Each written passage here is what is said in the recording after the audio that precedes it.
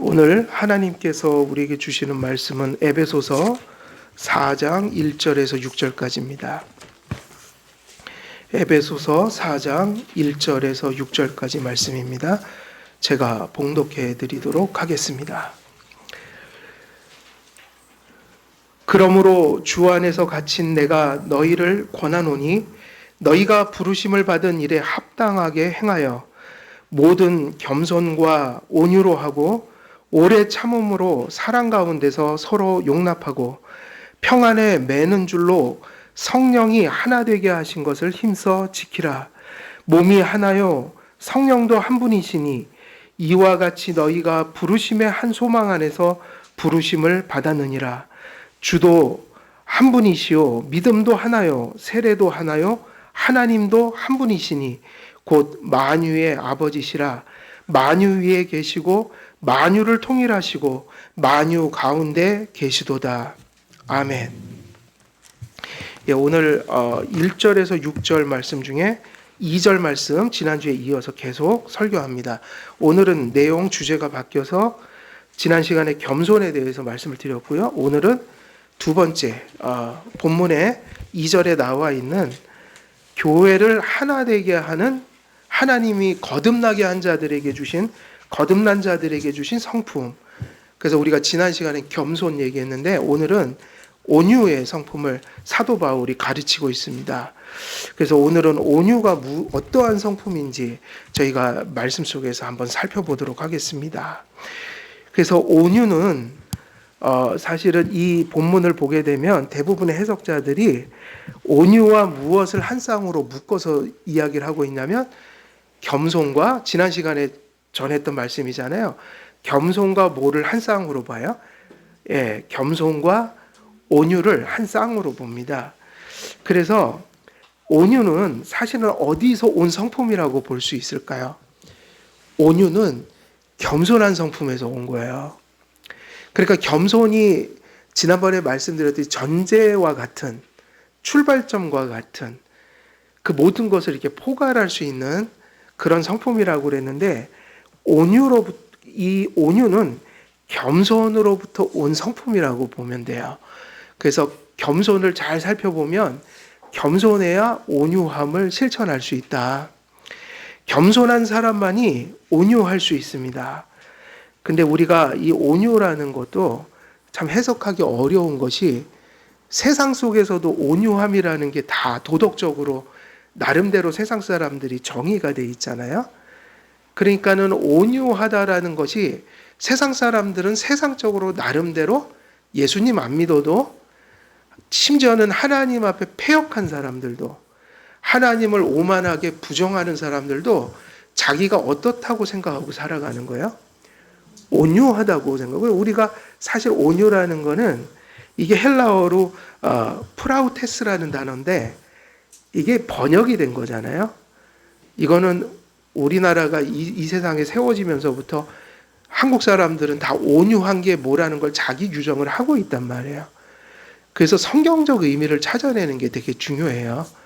이건 믿음을 얘기하고 있는 거지 도덕성 얘기하고 있는 게 아니다. 그래서 칼빈에 따르면 이 온유라는 것도 이 부족한 사람들이 모인 것이 교회잖아요. 우리가 부족하단 말이에요. 부족한 사람이 모였어요. 죄성을 가졌다는 얘기예요. 죄성을 가졌으니까 항상 교회 공동체도 완전할 수가 없죠. 그래서 교회는 이것을 자꾸 강조하는 거예요. 불완전하기 때문에 우리의 본성대로 나온 판단을 하게 되면 문제가 생겨요. 그러니까 항상 뭐가 중심인 거예요? 하나님의 말씀인 거예요. 그리고 그 말씀을 우리 모두가 읽고 듣고 응답을 하는데 저마다 각자의 응답이 있는 거예요. 주관성이 있는 거예요. 그러다 보면 자기 주관적 해석을 하게 되는 거예요. 그래서 신앙 고백도 교회는 각자의 견해를 가지고 신앙 고백하라고 하지 않고 교리를 작성해서 그래서 교회의 권세 중에 교리를 작성해서 가르치고 그것을 고백해야 되는 의무가 있는 거예요, 교회는. 그래서 신앙 고백이 존재한다고요. 그래서 목사들도 웨스트민스터 신앙 고백에 근거하여 설교해야 한다. 교리를 벗어난 설교를 하면 목사도 7일을 받아야 마땅한 거예요. 그리고 교회에서 예배하고 교제하고 사람들이 모여 생활을 하니 이런저런 일들을 성경에 없는 얘기들도 결정하고 가야 되니까 그것은 질서 있게 당회나 재직회나 공동회와 같은 제도를 통해서 그리고 그 나머지 사사로운 것들도 그 지도 아래서 공적으로 어떤 절차를 밟아서 그래서 질서 있고 품위 있게 하라. 각자의 개인적인 의견이 아니라 교회의 당회나 그러한 제도의 지도를 받아 질서 있게 논하는 그러니까 우리들도 무슨 일을 결정할 때 함께 모여서 회의도 하고 논의해야 돼 어떤 질서 속에서 논의하고 질서 속에서 결정하고 그래서 성경에는 없지만 이래도 되고 저래도 되는 것을 더 덕스럽게 결정해 가는 것 이런 걸 뭐라고 하냐면 교회의 질서라고 하죠. 교회의 규례 이런 것들이 교회 정치인 거예요. 그러면 이런 것들이 왜 존재하죠? 우리 모두가 부족하니 그래서 목사도 사사로이 권위를 행사하는 게 아니라 말씀과 규례에 근거해서 그것을 시행할 뿐인 거예요. 그게 장로교회라고요. 그게. 그래서 이러한 모든 것들이 다 왜 존재하는가? 사람이 목사로부터 모든 성도들이 다 어떻다는 거예요? 여죄를 가지고 있고 부족하니까 하나님이 말씀, 신앙 고백, 그리고 일종의 교회의 질서와 같은 것을 가지고 예배하고 교제하고 생활하라고 세운 것이죠. 그래서 장로교를 세운 그 종교개혁 때 역사 그리고 그때 만들어진 표준 문서들을 보면 다 그런 내용들인 거예요. 왜 그게 필요한가? 부족하니까 필요하죠. 한 예를 들면 이것은 상식인 거예요. 사회에도 뭐가 있죠? 사회에도 어떻게 돌아가죠? 그냥 각자 욕구대로 사나요? 법이 규제를 하나요? 세상에 공권력이 무너지면 세상에 어떤 법체계가 무너지면 그때부터 세상은 지옥이 돼요. 전에 왜 LA에서 막 폭동 같은 거 일어났잖아요. LA 폭동 같은 거. 그러니까 어느 순간 무정부 상태가 될 때가 있어요. 그 상태가 공동체, 국가 공동체에서 가장 어떤 상태인 거예요? 비참한 상태인 거예요. 그래서 세상에도 뭐가 있죠? 공권력이 있다고요. 그게 상식인 거예요. 질서가 필요하다. 그래서 그런 것들이 필요한데 오늘 사도 바울이 성품에 대해서 얘기하는 것도 똑같아요. 제도만 가지고 되는 게 아니잖아요. 이게 중요하죠. 제도만 가지고 되느냐? 제도는 법이 다 있죠. 근데 법은 뭐를 하게 돼요? 해석이 필요하잖아요. 해석이 필요하잖아요. 사람이 삐뚤어지면 해석도 어떻게 할까요? 자기 편한 대로 하겠죠. 여러분, 교회법은요, 매우 첨단적인 지혜가 필요한 법이에요. 왜냐하면 교회법은 세세할수록 불건전한 거예요. 세세한 걸 다 규정해버리면 어떡해요? 최소한을 정한 거라고요. 근데 그 최소한의 것이 최대한의 동기가 발휘돼서 해석이 되는 거예요. 그래서 실제로 노회나 당회나 뭐 총회나 법을 왜곡하는 사람들이 있어요. 법을 잘 아는 사람들이 왜곡하죠. 그래서 뭐가 필요하죠? 법만 필요한 게 아니에요. 이건 가장 기초적인 거고, 근데 세상도 똑같지 않나요?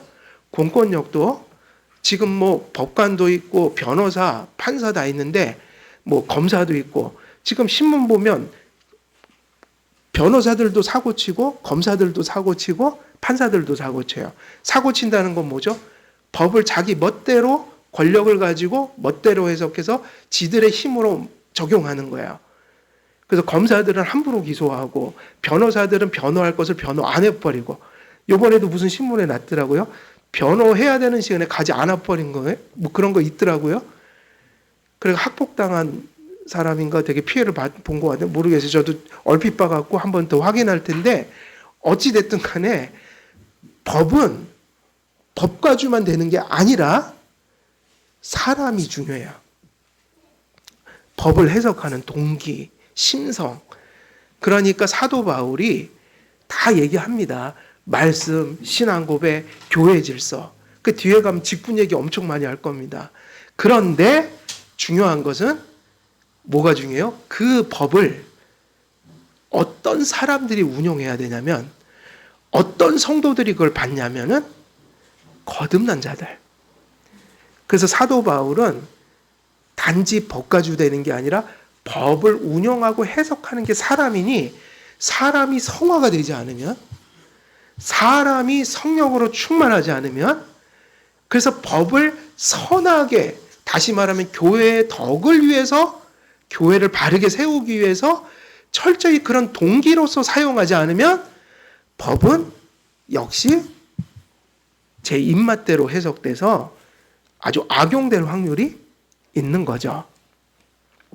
그러니까 사도 바울은 지금 무슨 얘기를 하는 거예요? 우리 모두가 부족한데 지상의 교회는 어떤 교회라고 했어요? 지상은 승리한 교회가 아니라 전투하는 교회다. 치열한 판단과 고민과 일들이 벌어지는 곳이 교회잖아요. 그래서 더욱더 말씀에 근거해서, 신앙 고백에 근거해서, 교회의 질서에 근거해서.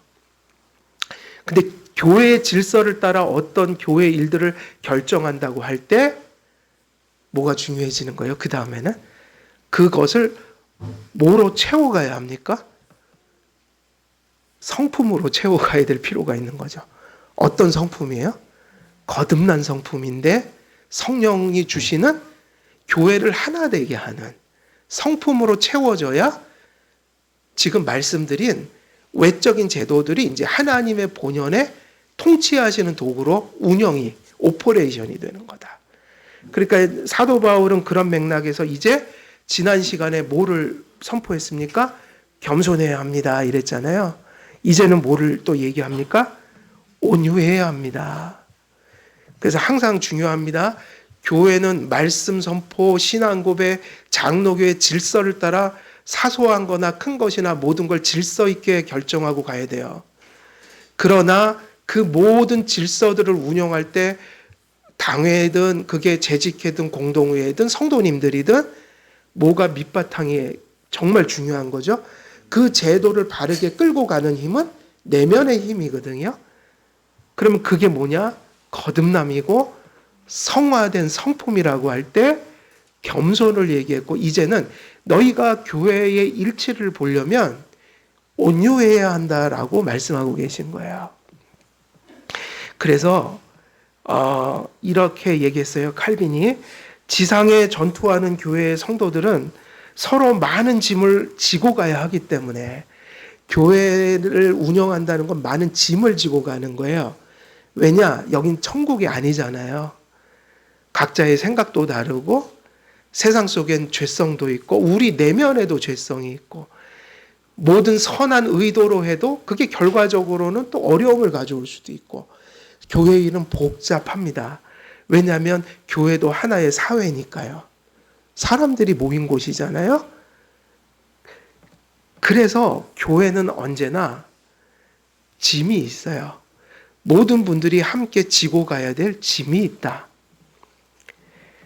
겸손으로부터 나온 온유가 없다면 우리가 많은 짐을 근데 혼자 지고 가는 게 아니라 같이 지고 가는 거잖아요. 예배를 우리가 함께 드리는 거지 따로 드리는 게 아니잖아요.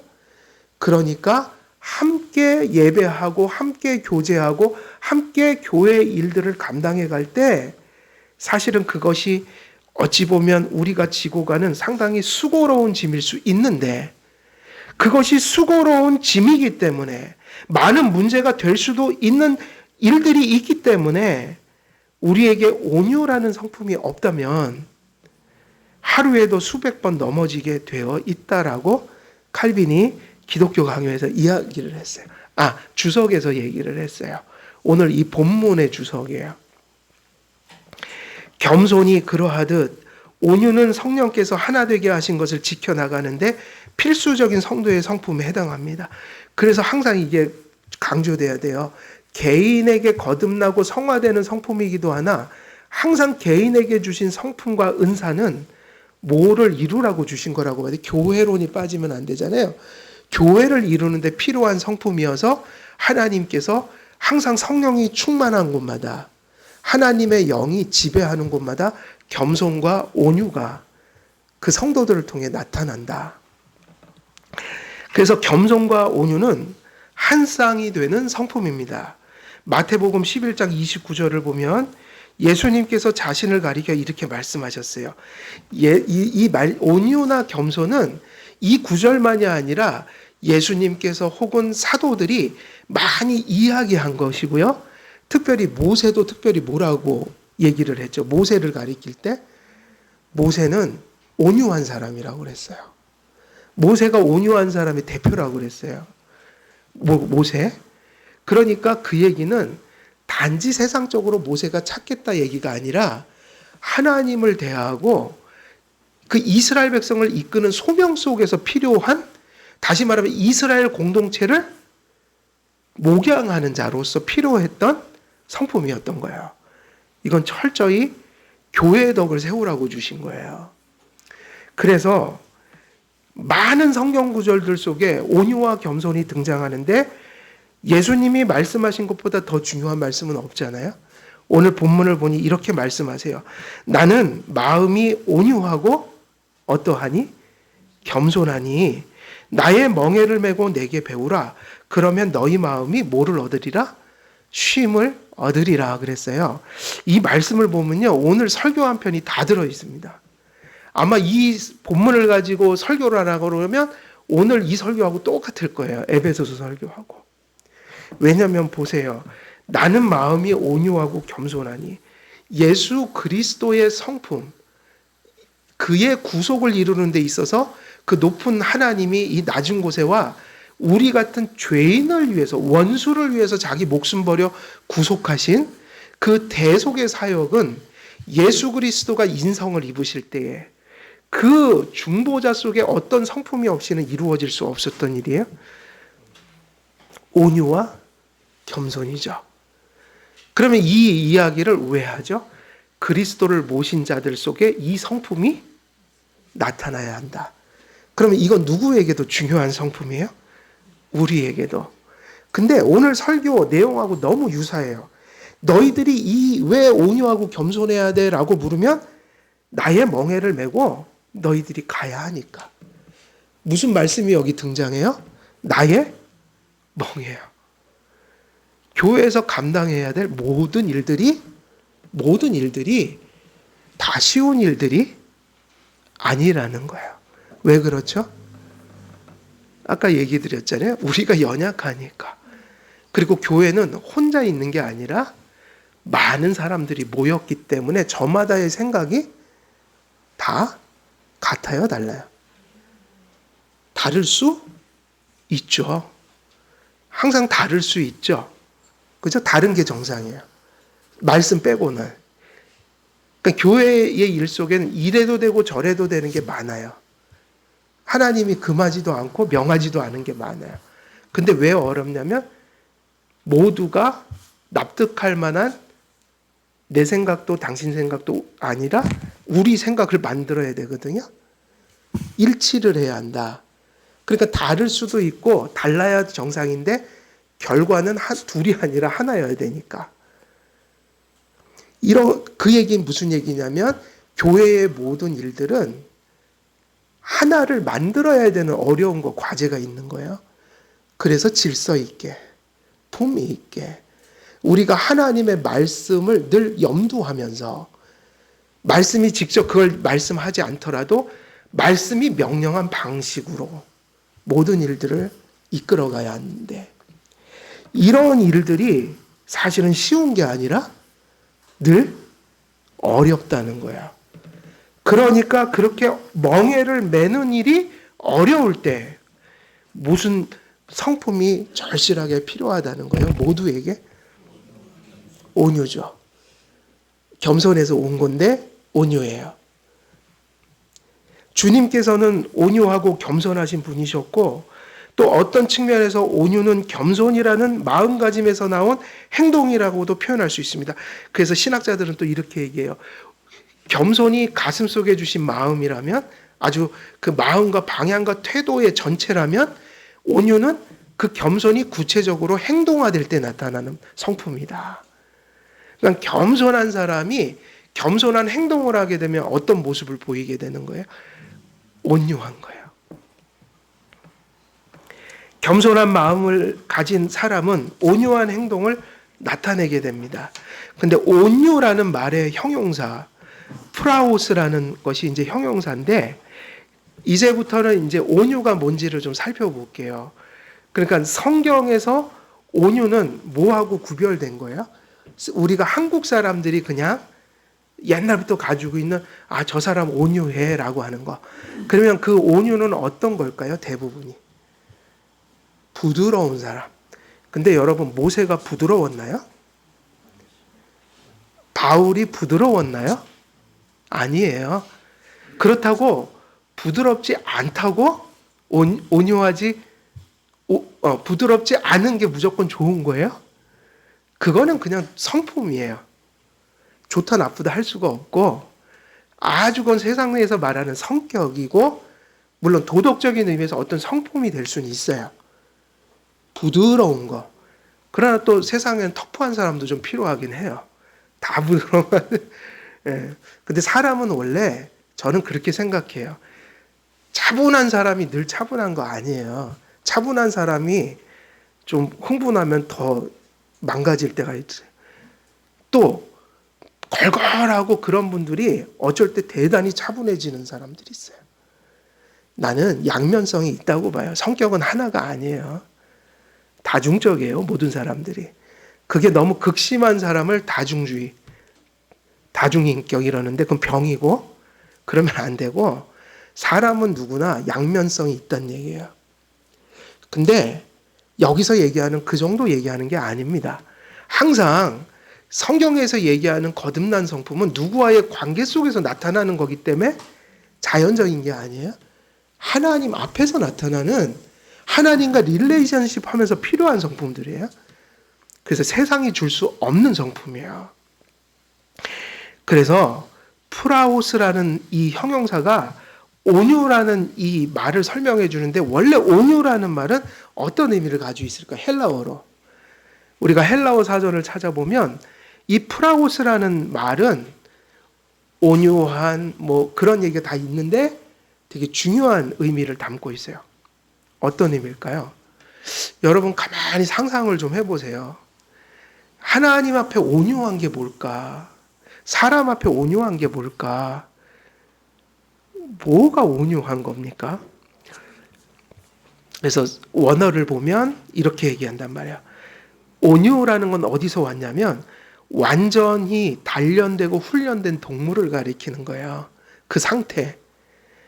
무엇이 길들여진 상태예요? 동물이. 그러니까는 온유란 말은 어떤 말하고 비슷한 얘기예요? 길들여졌다는 거예요. 여러분, 길들여진 짐승과 길들여지지 않은 짐승의 차이가 뭐죠?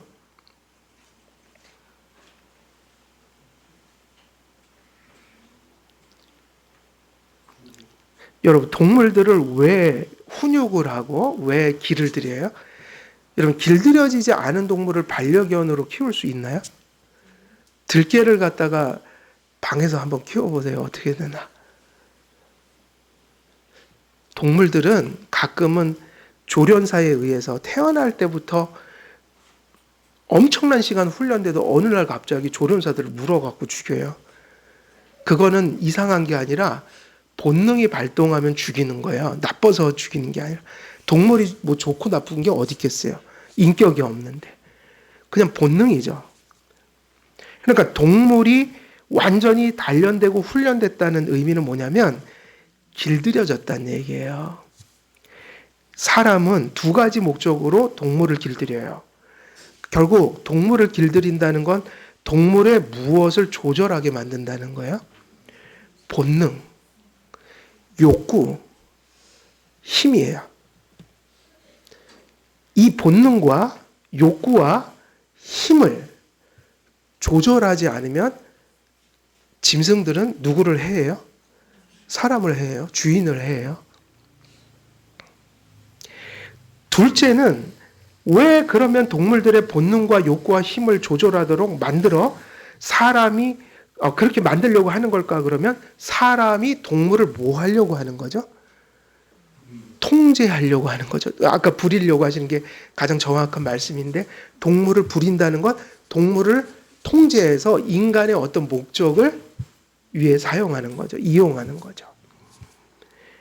길들여진 짐승은 사람이 뭐 할 수 있어요? 통제할 수 있어요. 자녀들도 똑같아요.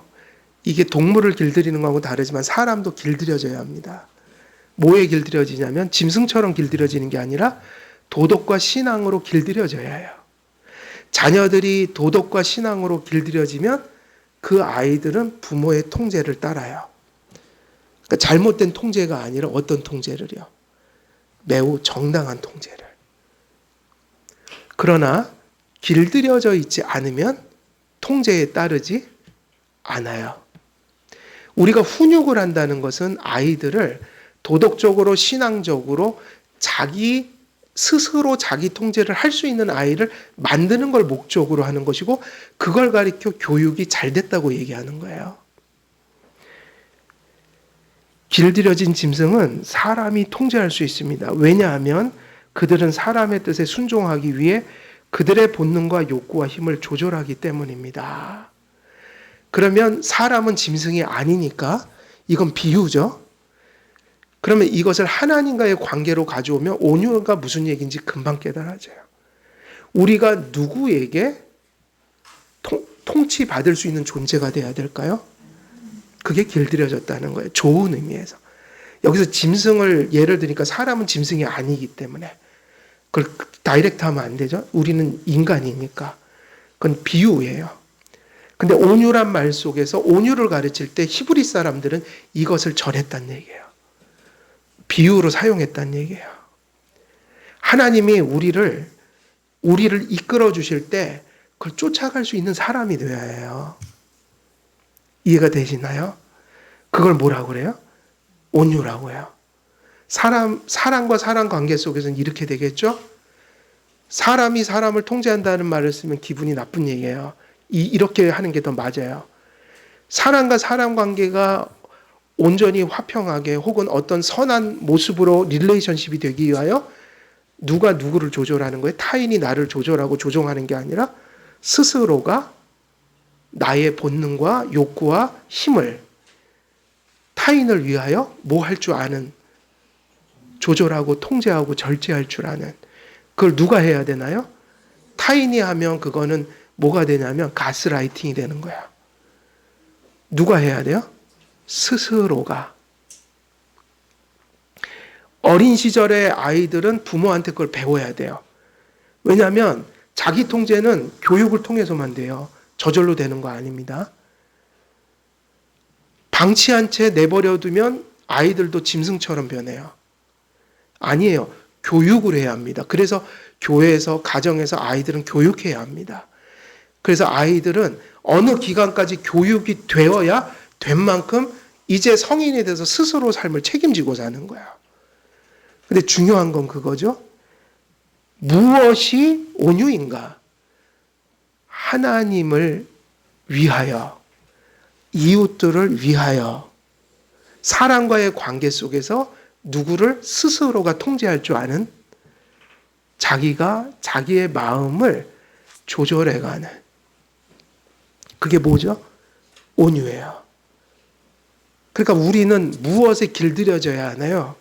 사람에게 지배받으라는 얘기가 아니라 하나님의 말씀 속에 우리의 마음이 길들여져야 한다.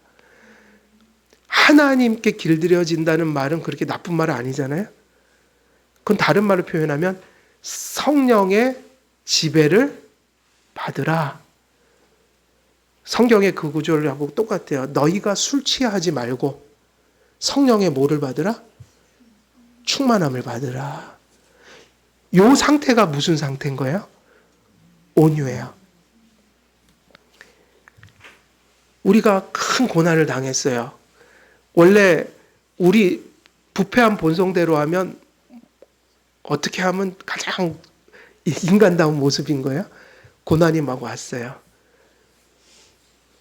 그냥 절망하고 괴로워하고 다 포기하고 네? 세상 원망이나 하고 이러면 가장 부패한 본성에 맞는 행동이에요.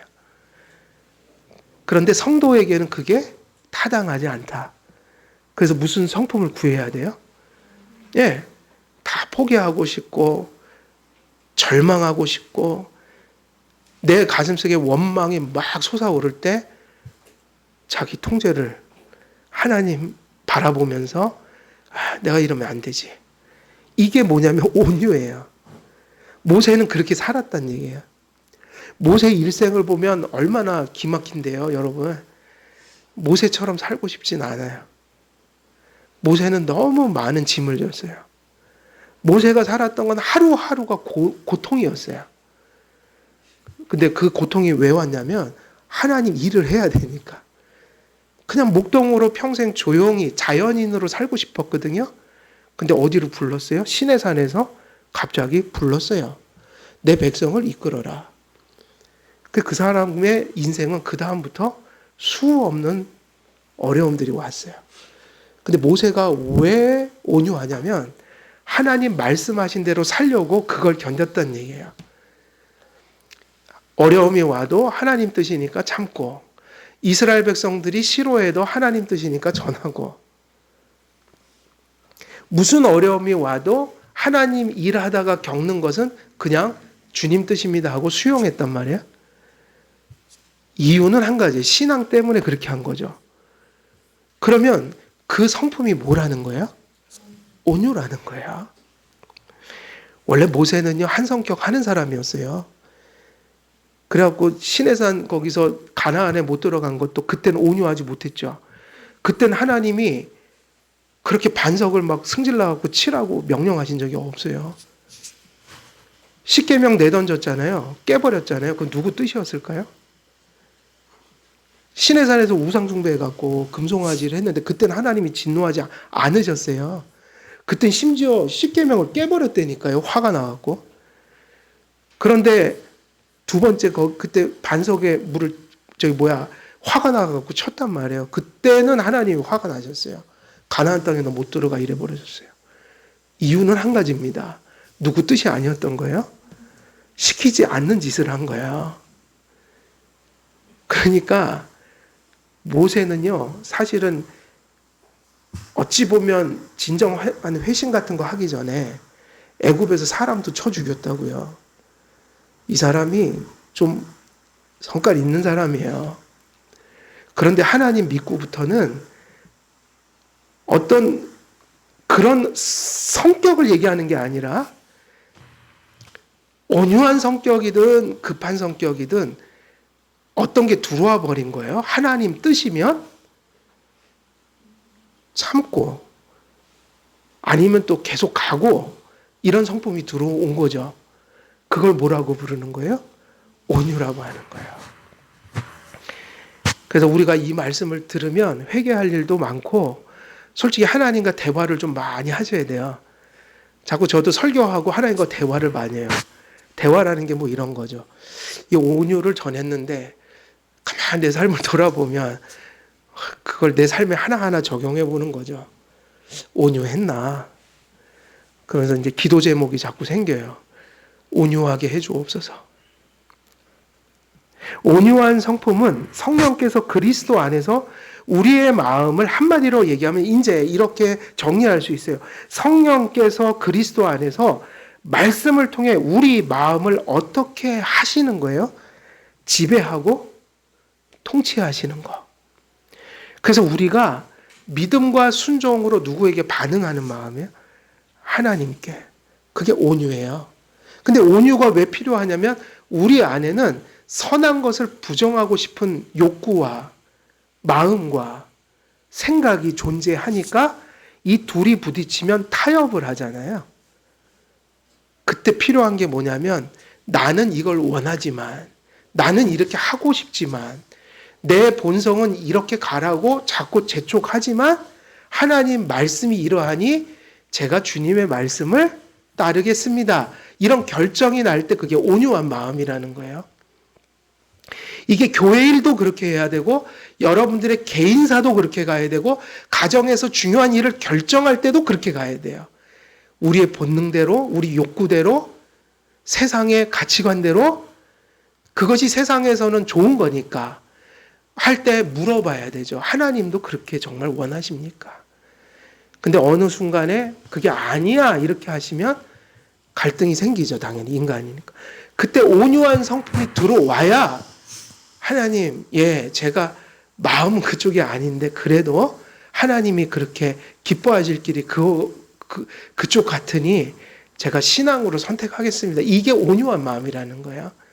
온유하는 거는 착한 척하는 게 온유한 게 아니에요.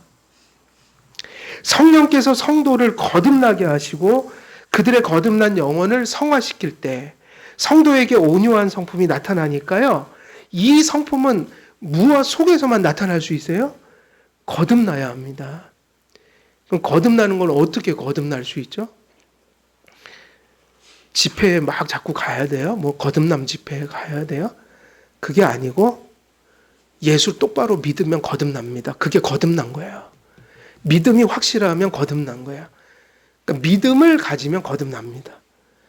그리고 거듭난 분들은 이제 뭐를 매일매일 받아야 되나요? 성령의 충만을 특별한 때 받는 게 아니라, 그죠?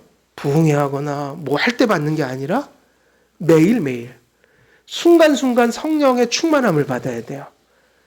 그래서 뭐를 붙들고 살아야 합니까? 말씀 붙들고 신앙 고백 붙들고 살아야 돼요. 그래서 자꾸 말씀을 강조하는 거예요. 온유한 성품은 하나님의 말씀과 하나님의 영에 의해 길들여진 성품이라고 볼 수 있습니다.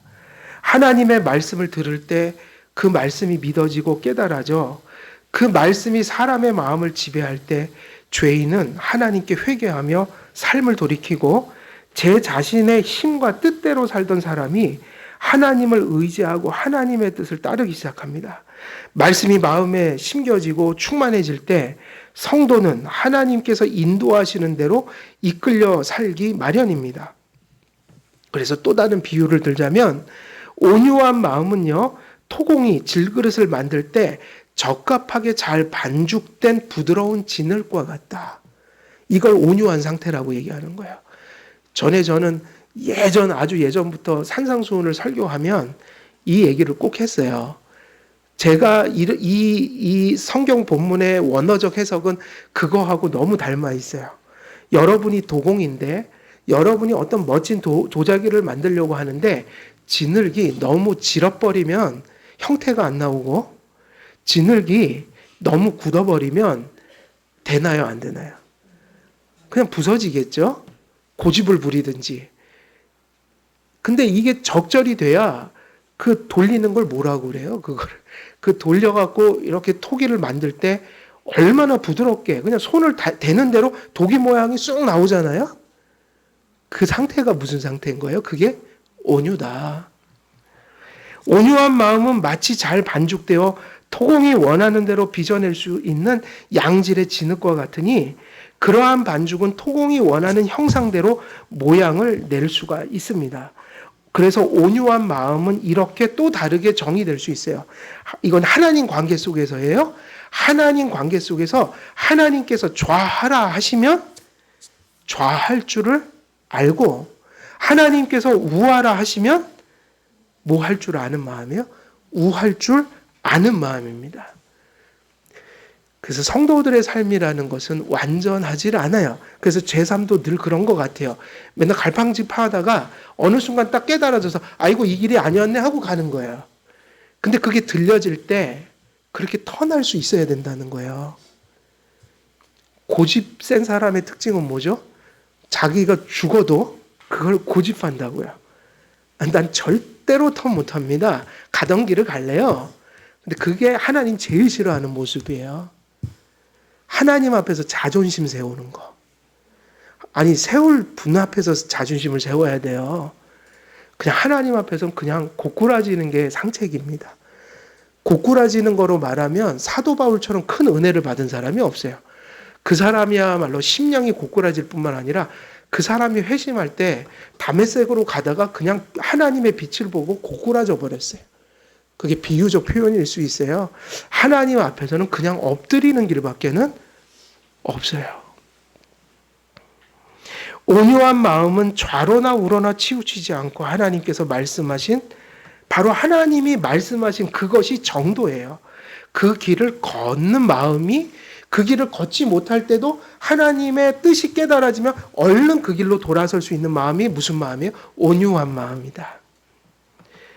온유한 마음은 하나님의 말씀으로 길들여진 마음이라고 할 수 있습니다.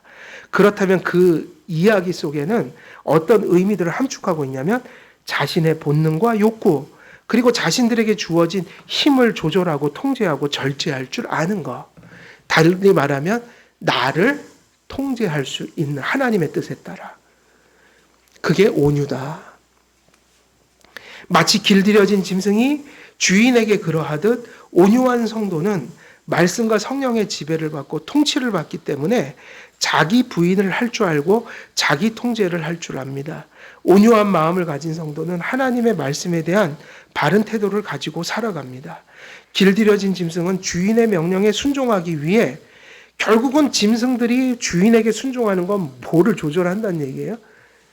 본능, 욕구와 힘을. 길들여지지 않은 짐승은 주인을 보아도 지저대고 물어뜯고 주인이 밥을 먹으려고 하면 그 상 위로 올라타 버려요. 이거는 길들여지지 못한 짐승들이에요. 근데 길들여진 짐승은 보니까 신기하더라고요. 특히 개들이요, 침을 질질 막 폭포수처럼 막 쏟아요. 근데 그 앞에 음식을 놓고 절대 그 상을 건들진 않더라고요. 얘는 뭐를 잘 한 거예요? 길들여진 거다. 그럼 그 모습이 뭡니까? 자기를 통제한다는 거죠. 그래서 성령의 9가지 열매 중에도 뭐가 들어있어요? 거기도 온유가 있죠. 거기도 뭐가 있어요? 절제. 그래서 이거는 따로따로 성품이 아니에요. 엮여 있는 거지. 거기서 거긴 또 사랑이 제일로 했거든요. 그것이 스펙트럼처럼 여러 가지로 나타나는 거지, 누구는 요거 잘하고 누구는 요거, 이런 얘기가 아니라 성도들이 다 따라가야 될 내용이라고요. 그 모든 것들이. 그러면 온유한 성품에 반대되는 걸 뭐라고 얘기할 수 있나요? 온유한 성품에 반대되는 거를 우린 성경에서 찾을 수 있어요. 우린 출애굽기 마쳤으니까. 모세가 가장 온유한 사람의 대표라면 가장 반대된 사람이 누구였냐면 바로 왕이었잖아요. 바로 왕의 성품은 한마디로 뭘까요? 강팍한 사람. 그걸 달리 말하면 못된 고집을 가진 사람들이에요. 악한 고집. 그걸 뭐라고 그러죠? 완고하다. 하나님에 대한 온유한 태도를 성품으로 받은 성도들은 사람들에게도 온유함을 발휘합니다. 이제는 사람에게 좀 넘어와서 하나님께 복종하는 성품은 사람들에게도 온유합니다. 온유한 사람이 하나님의 뜻을 따라 자신의 본능, 욕구, 힘을 조절하듯 성령으로부터 온유한 마음을 선물로 받은 사람들은 다른 사람들과 뭐를 위해서 온유한 성품이 발휘될까요? 선한 관계. 자신의 본능과 욕구와 힘을 조절한단 말이에요. 그러니까 사람 관계에서도 똑같아요. 하나님의 뜻을 위해서 나를 조절하는 것처럼 사람 관계를 위해서 나의 어떤 일부를 조절하는 거. 그게 온유한 거죠. 그것이 있어야만 이제 사람들이 하나 될 수가 있다. 온유한 사람은 겸손한 사람이기도 합니다. 온유한 사람은 자기의 권위 그리고 힘을 주장하지 않고 타인의 유익을 위해 그런 것들을 조절해 가죠. 그러니까 인간관계 속에서 온유하지 못한 사람의 특징은 뭐예요?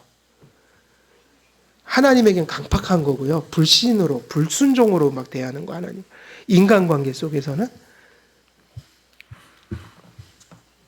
자기애가 너무너무 강한 사람들. 이기적인 거죠. 자기애. 그러니까 자기애가 많을수록 고통도 심해요. 사실 아까 너희가 내 멍에를 매면 쉰다고 그랬잖아요. 하나님 앞에 온유하고 사람에게 온유한 사람에게 뭐가 맞냐면 평강이 임해요. 근데 자꾸 그것이 없으면 불화를 일으킨단 말이에요. 근데 이것이 왜 자꾸 고통스럽냐면 자기 애가 강하면 자기 애가 강할수록 충족할 것이 너무 많은 거예요. 그래서 자기 애가 강한 사람들을 가끔은 정신과 같은 데서 이렇게 뭔가 이렇게 조언을 해줘요. 좀 봉사를 하세요 그러잖아요. 왜 그렇게 할까요? 자기에게서 관심과 집착을 좀 이제는 분산시키란 얘기예요. 왜 우리가 고통스러워지죠, 자꾸? 너무 자기애적인 욕구가 많아서 자기애가 많을수록 자기에게 집착할 거 아니에요? 그럼 자기에게 충족시켜줄 게 너무 많아지는 거예요. 다른 사람들이 이 정도 갖고 만족을 하면 자기애가 강한 사람은 이 정도는 채워야지 그게 뭐가 만족이 되는 거예요. 근데 세상 살면서 누가 이걸 채워주냔 말이에요. 그러니까 어디를 탓하냐면 자기가 잘못됐는데 세상을 탓하죠. 저 사람이 나를 채워주지 않았고 세상이 내가 원하는 걸 주지 않았고 그래 나는 불행해. 그러니까 자기애를 탈피하면 되게 자유로워지는 거예요. 그 관심을 어디다 쏟는 거예요? 교회, 하나님, 타인들을 위해서 내게 집착한 것들을 조금씩 나누어주고 소통하면 나에 대한 집착을 조금 잃고 사는 거란 말. 그러니까 세상에서도 그렇게 가이드하죠. 너무너무 고민 많고 염려 많고 막 거기에 짓눌려 살면 봉사를 좀 해보세요. 그러면 조금 편안함이 올 겁니다. 그 얘기가 그 얘기라고요. 나에게만 자꾸 몰입하지 말고 함몰돼 가지 말고 그 에너지를 좀 밖으로 쏟아보라. 그러면 당신의 그 욕구를 조금은 조절할 수 있게 될 것이다. 근데 그건 되게 세상적인 방법이고 우리는 그 얘기하는 게 아니라 인간관계 속에서도 그 타인을 위하여 우리를 이렇게 조절해가는 자기통제 능력이 필요하다. 그러니까 결국 인간과 인간관계 속에서도 뭐죠? 그거를 온유라고 부르는 거예요. 길들여진단 말이 이 안에 포함되는 거예요. 부패한 인생은 본질적으로 그러니까 이것이 어쩔 수는 없어요. 사람은 본질적으로 누구 중심적이니까 우리 중심적이죠. 그건 저도 마찬가지인데 그것을 이제 믿는 자들과 신앙인들이 좀 다른 거는 말씀이 심령 속에 살아있는 사람들은 그게 당연한데 그걸 조절해 가는 거죠. 아니 그러면 이러면 안 되는구나 또 이러면 안 되지. 그러면서 또 자꾸 조심하는 거예요. 돌이키는 거예요. 자꾸 적용하는 거예요. 우리는 그렇게 해서 온유한 거지 그냥 온유가 막 들끓는 그런 사람 될 수가 없습니다. 그러니까 자꾸 원망이 나오는 거예요. 타인들에게 그런 사람이 되기를 바라니까.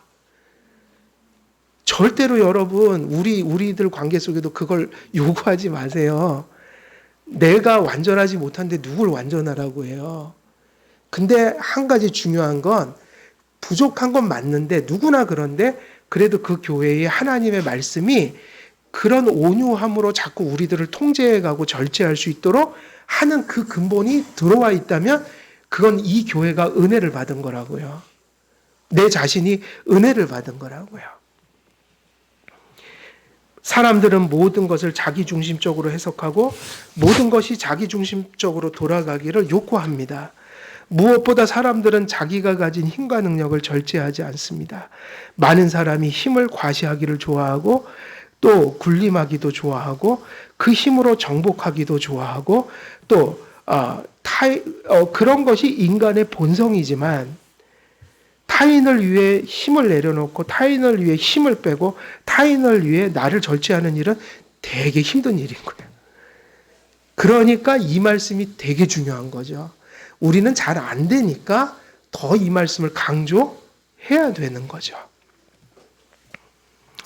이렇게 보면 왜 온유가 성령께서 하나 되게 하신 교회의 일치를 지켜가는데 중요한 성품인지 짐작하게 됩니다. 모두 죄성을 가진 연약한 존재들이 모여 그러나 성령께서는 각자의 교회를 세우라고 하지 않으셨고 하나 된 교회를 세우라고 하셨으니 이제 이것이 중요해지죠. 모든 것을 말씀과 신앙 고백과 질서 속에서 겸손과 온유한 성품을 가지고 일치되어 가도록 만들어 가라. 질서와 온유한 성품, 이게 되게 중요해지는 거죠. 왜냐하면 사람의 생각은 다 같을 수가 없기에, 만일 그렇게 질서대로 공적으로 모든 일들을 행하지 않으면, 교회가 예배하고 교제하고 교회의 모든 일들을 그렇게 질서 있게 하지 않으면 사사기처럼 각자의 소견대로 갈 수밖에 없는 것이에요. 그리스도의 몸을 이루는 교회에 온유가 없다면 어떻게 그 하나됨을 지켜갈 수 있겠습니까? 하나님 앞에 강팍하고 교만한 사람들은 사람들 앞에서도 완고하고, 이런 성품을 길들이지 못하면 교회는 병들고 흩어지기 마련이죠. 특별히 모두가 완전하지 못한 자들로서, 또 죄성을 가진 자들로서 한 몸을 이룬다고 할 때 온유한 마음이 없으면 교회는 분쟁과 다툼과 분열을 그런 부정적인 요소들로 인해서 흩어지고 말기 때문입니다. 그러나 온유한 마음을 가진 교회는 하나님을 향하여는 그분께 이끌어 가시는 대로 순종하는 경향이 나타나고, 이 완전함이 아니라 뭐로 나타난다는 거예요? 경향으로. 그쪽이 기울어져 있다는 거죠. 그러면 소망이 있는 거죠. 이걸 조나단 에드워즈가 인클러네이션에서 경향성이라고 그랬어요. 우리에게는 완전할 수는 없는데 기울어져 있는 각도가 달라요. 저울로 얘기하면 온유함으로 이렇게 추가 내려가져 있는 게 맞는 거예요. 온유한 마음을 가진 교회는 사람을 향하여 겸손히 서로를 대하는 경향을 가집니다. 온유한 마음은 불완전하고 죄성을 가진 사람들이 서로를 용납하고 수용하게 만듭니다. 온유한 마음은 서로가 연약하지만 서로를 연합하게 만듭니다. 온유한 마음이 있어야만 상대방이 부족하고 연약할 때에도 우리가 그 모든 판단과 감정과 그런 것들을 조절하며 어려운 상황 속에서도 서로가 조화를 이루어 갈 수 있게 된다. 그래서 원래 교회는요, 모두가 강할 수도 없을 뿐더러 완전하지도 않고, 어찌 보면 누구는 좀 더 신앙이 좋고 어떤 사람은 연약하고, 근데 원래 교회는 그렇게 하나님이 부르신 것 같아요. 그래서 조금 더 신앙 좋은 사람들은 약한 사람들을 도와주고, 또 약한 사람들은 겸손하게 도움을 받을 줄 알고, 그래갖고 서로가 우리의 것이 아니라 하나님 것이니까 하나님 것으로 채워가서 평준화를 이루는, 그 교회의 평준화를 이룬다는 건 모든 사람이 똑같이 성숙해진다는 얘기가 아니라 항상 연약한 자들은 존재한다. 그들을 강한 사람들이 보듬어 주는 거죠. 그렇게 해서 평준화를 이루는 거예요. 그러니 우리가 서로에게 완전한 말을 요구하고 뭐 이렇게 된다면은 사실은 지상의 교회가 세워질 수가 없는 거죠. 이것이 온유라면 이런 마음이 없이 어떻게 흠이 있고 부족함이 있는 사람들끼리 인내하며 용납하며 하나가 될 수 있겠습니까? 그래서 이게 설교가 참 어중간하게 남네요. 더 하려니 시간이 너무 죄송하고, 안 하려니 다음 주에 가면 또 어중간하게 남아서, 그래서 저 5분만 더 할게요. 대신에 설교는 올릴게요. 나머지는. 이 얘기는 좀 하고 싶었어요. 그래서 이 온유라는 것이요, 물론 교회적인 성품을 얘기했지만 이제 항상 이 시대성을 좀 우리가 봐야 하는데, 이 시대는 어떠세요? 여러분이 보실 때 온유함이 보편성인 것 같아요? 반온유함의 보편성인 것 같아요? 좀 시대가 온유하지를 못해요. 온유하지 못하다는 건 부드러운 사람이 없다는 얘기가 아니라 다 모두가 좀 저마다 자기중심적이고 자율적인 삶을 추구하는 것 같단 말이에요. 그러다 보니까 뭐가 상당히 발달되어 있냐면 내 소견, 내 경험, 내 욕구, 내 본능, 이런 거에서 충실해서 살려고 하는 경향이 짙어요. 그래서 가정도 보면은 이제 무슨 일이 많죠? 가정에 요즘에 보면은 자꾸 이혼도 너무 많고 불화들이 많아요. 그리고 가정에서 일어나는 일들을 보면 서로의 자율성을 주장하면 그만큼 서로가 자유로워져야 되는데 실제는 자유롭지가 못해요. 똑같이 힘의 원리로 간단 말이에요. 사회나 저는 가은이 같은 학교 조그만 애들 다니는데 힘센 애들이 학폭하고 이런 게 많아요. 자유를 떠들어대는데 결코 세상은 자유롭지가 못하고 더 굴림적이고 권위주의적인 것은 항상 가요. 가정도 마찬가지입니다. 가정의 폭력이 지금 늘어나는 것 같아요? 줄어드는 것 같아요? 가정폭력이. 제가 볼 때는 줄어들지 않아요. 늘어나면 늘어났지. 심지어는 무슨 폭력까지 있어요? 서로 책임지지 않아도 되는 데이트 폭력이라는 게 난무하다. 이게 다 어디서 오냐면 한마디로 말하면 요즘에 무슨 자기 절제, 자기 통제가 안 된단 말이에요. 너무 자기 중심적이어서.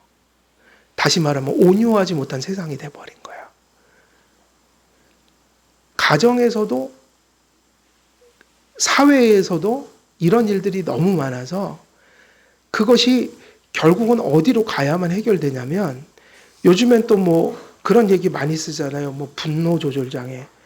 근데 하도 이것을 그냥 심리 현상이고 병리로만 얘기를 하니까 사람들이 그걸 고칠 거로 생각을 안 하고 약 먹을 것만 생각을 해요. 근데 저는 이렇게 생각해요. 심성이 망가지면 뇌도 망가지고 육신도 그렇게 가는 거예요. 그러니까는 정신과적인 도움도 받는 건 맞아요. 그런 일이 있을 때. 그러나 그게 다 병리적인 건가요? 그건 도덕적이면서 신앙적인 것이기도 한 거예요.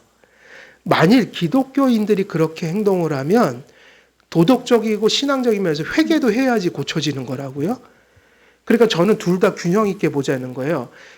병원 가서 도움도 받고 약도 먹고 하지만 그거를 약 가지고만 될 일이 아니고 하나님 앞에 회개해야 될 일인 거야.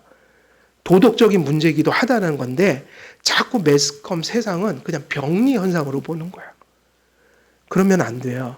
병리 현상이면서 도덕적 문제고 신앙적 문제예요. 그 결국 거기에 뭐가 있냐? 자기중심성, 자기애가 극도화되면 그런 일이 벌어지니 오늘날 사실은 이 시대성에 비추어서 이 말씀은 되게 중요한 것 같아요. 교회, 가정, 사회, 온유함이 필요하다. 그 온유함은 뭐라고 그랬어요? 자기 통제가 필요하다. 세상은 자꾸 이런 것이 자율성에 어긋나는 것을 자꾸 얘기를 하니까요. 학교에서도 자꾸 그렇게 가르치니까 네가 생각한 게 진리다. 네가 욕구하는 대로 살아라. 단 남에게 피해만 안 주면 돼. 근데 그렇게 가르치면요. 남에게 피해를 줍니다. 우리가 도덕적으로 신앙적으로 정말 성실히 가르쳐도 그게 잘 안 되는 게 인간인데 도덕성 갖다 버리고 신앙을 내버리고 자율성에 맡긴다? 그건 교회에 있을 수가 없는 소위 말하면 그 계몽주의가 낳은 이 시대가 나온 적그리스도 사상이에요. 솔직히 말하면. 그래서 자유주의를 보수적인 교회들이 안 받는 거예요. 있을 수가 없는 가르침이기 때문에. 오늘 말씀을 정리합니다. 어찌됐든 중요한 거 오늘은 무슨 성품을 말씀드렸냐면 온유를 말씀드렸는데 온유는 하나님 앞에서 하나님이 원하시는 뜻을 따라 믿고 순종하는 다시 말해 하나님께 통치받고 인도받는 그런 마음의 상태. 인간과 인간관계 속에서는 어떤 거죠? 하나됨을 위하여 공동체를 위하여 또 서로의 이타적인 그런 관계들을 위하여 자기를 조절하는 능력 이렇게 얘기를 했죠. 그래서 공통점은 뭐냐면 아까 짐승을 길들인다고 할 때 원어적 의미예요. 하나님의 말씀과 성령으로 우리가 충만하여 하나님과 또 그 하나님 안에서 하나된 교회를 우리가 이루어가는데 필수적인 성품이다. 이런 말씀을 이제 드리면서 오늘은 여기서 이 설교는 다 마치지 않았지만 이제 제가 파일로 올려드릴게요. 나머지 좀 보시고요. 그래서 우리 한길교회 성도님들 성령 충만하여 하나님 앞에서 사람 앞에서 온유한 심령을 가지고 살아감으로 여러분들을 통해서 교회가 하나 되고 또 세상의 주님의 빛과 그런 광채가 또 또 전해지기를 우리 주 예수 그리스도의 이름으로 축원드립니다. 기도하겠습니다. 은혜로우신 아버지 하나님, 오늘도 성경 말씀을 또 전하였습니다. 하나님 말씀 전한 그 모든 말씀들 심령 속에 깨달아지게 하시고 성령님께서 그 말씀들이 다 믿음이 되고 삶이 될 수 있도록 역사해 주옵소서. 온유한 심령을 모두가 함께 가져서 우리가 교회를 이루어가고 또 세상의 빛과 소금처럼 역할할 수 있도록 하나님 선히 인도해 주옵소서. 감사드리오며 우리 주 예수 그리스도의 이름으로 기도드리옵나이다. 아멘.